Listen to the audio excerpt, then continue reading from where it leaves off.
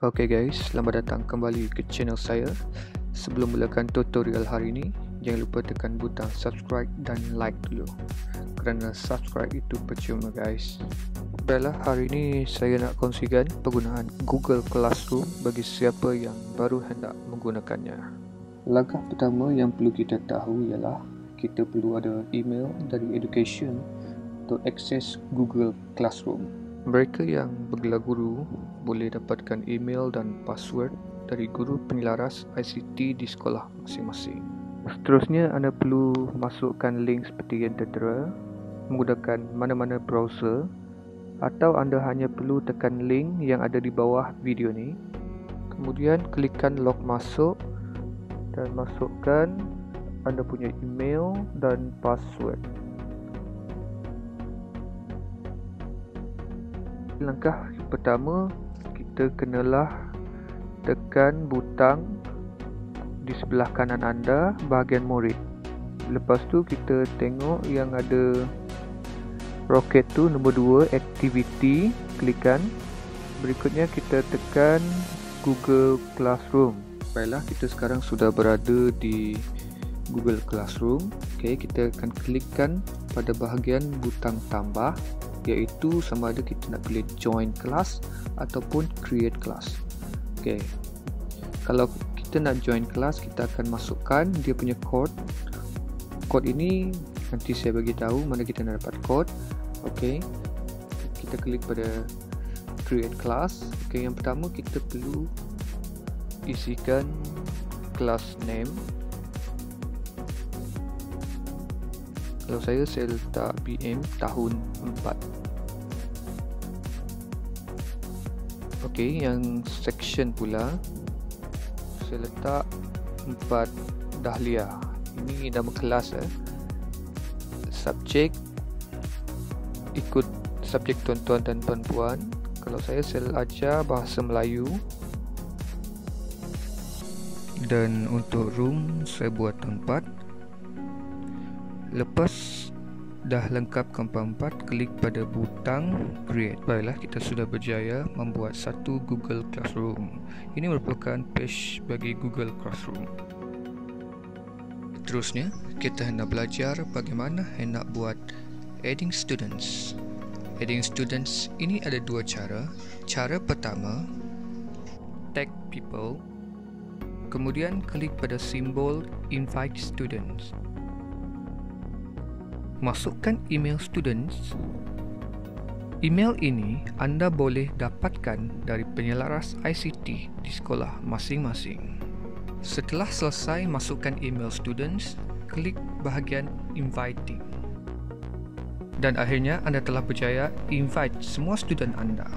Cara kedua buat adding students ialah murid yang kena buat. Jika murid kita sudah percaya log masuk Google Classroom, dia hanya perlu tekan butang tambah, klik butang join class. Kemudian, masukkan class code. Baiklah, bagaimana kita nak dapatkan class code? Senang saja.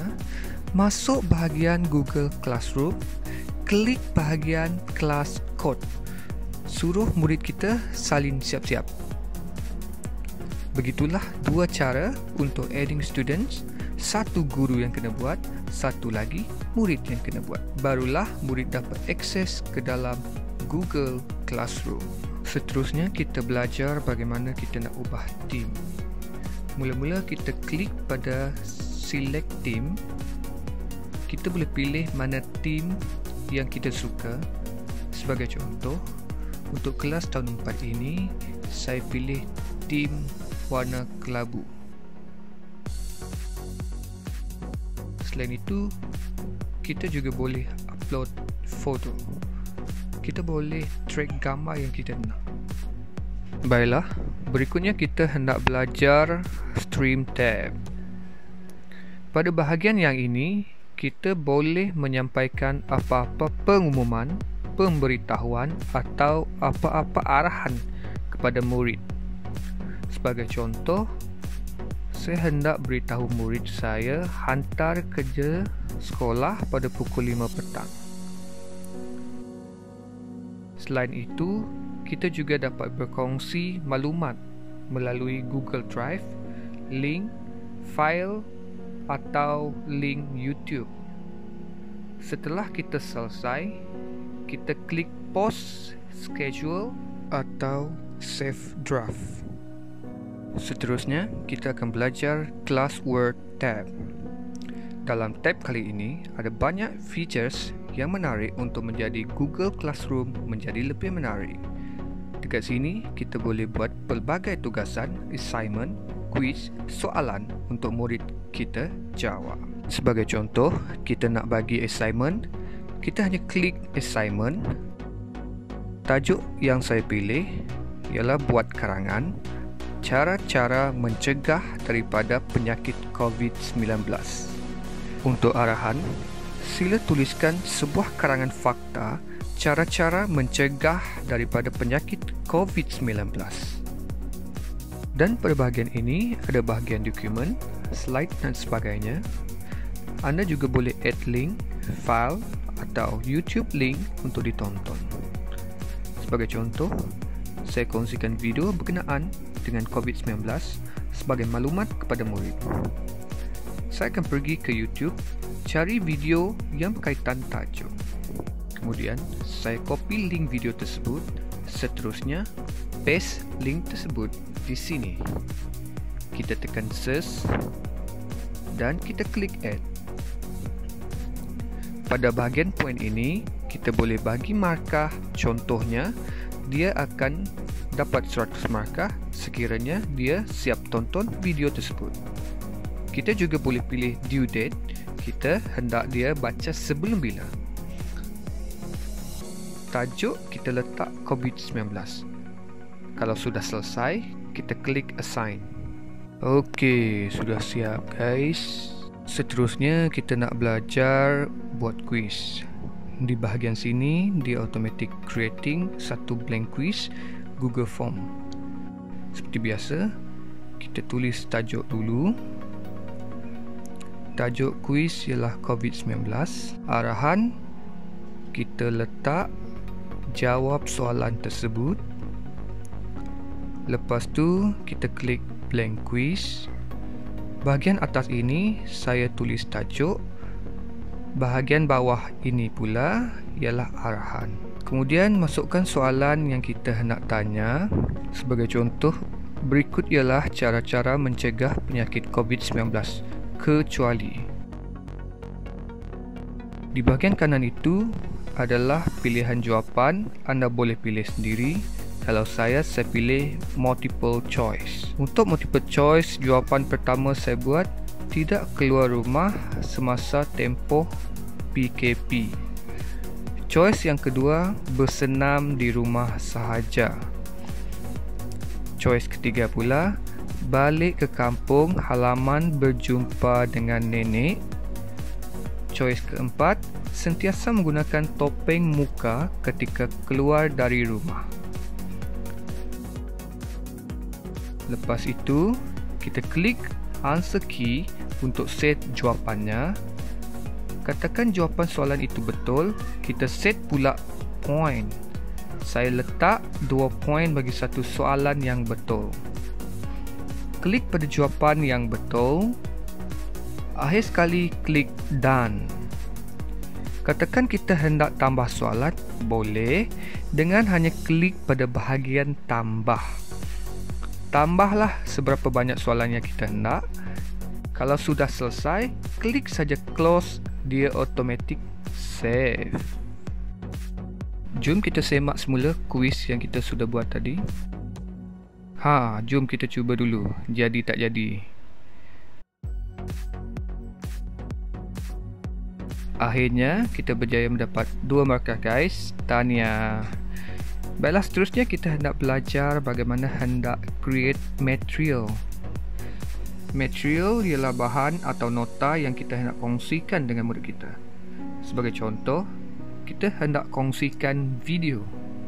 Kita hanya perlu klik add, kemudian klik pada bahan yang kita hendak kongsikan. Saya guna video. Masukkan link video tersebut, klik search lalu klik Add. Lepas itu, kita klik butang di sebelah kanan sama ada kita hendak pause, schedule ataupun save draft. Akhirnya selesai. Seterusnya, kita hendak belajar tentang butang reuse pause. Ini sangat berguna apabila anda mengajar 2 kelas BM yang mana anda boleh gunakan 2 pause yang sama. Jadi, saya tak perlu buat kerja 2 kali. Ini memudahkan kerja kita. Pilih dulu pause yang kita mahu, kemudian klik kelas yang kita hendak pausekan. Barulah kita klik pause di sebelah kanan. Seterusnya, People tab. Selain kita hendak invite student juga, kita juga boleh invite kawan kita, cikgu lain untuk mereka tengok kita punya kelas. Untuk guna kelas kita pun boleh. Ini ibarat kita kongsi bahan dengan mereka. Kita juga boleh invite ibu bapa murid sekali untuk melihat kerja anak-anak mereka dan markah dalam Google Classroom ini. Baiklah, berikutnya kita teruskan lagi dengan tab seterusnya, Grade tab. Dalam Grade tab ni, kita akan nampak jumlah markah murid berdasarkan kuis dan soalan yang diberikan tadi. Selain itu, dalam Stream tab ini juga, kita boleh tengok apa post yang terkini yang kita sudah buat. Jadi, kita boleh tengok dan kita boleh semak post tersebut. Baiklah, seterusnya kita belajar kelas setting. Di sini kita boleh ubah semula nama kelas, section, room atau subjek. Pada kelas code itu juga kita boleh pilih disable, display dan sebagainya. Di bahagian stream pula kita boleh pilih sama ada murid boleh komen ataupun cikgu ke yang boleh komen. Dan bahagian lain kita boleh edit mengikut kesesuaian yang kita hendakkan. Baiklah, itu sahaja perkongsian kita hari ini. Terima kasih kerana sudi menonton. Jangan lupa like, komen, share dan subscribe. See you in the next video.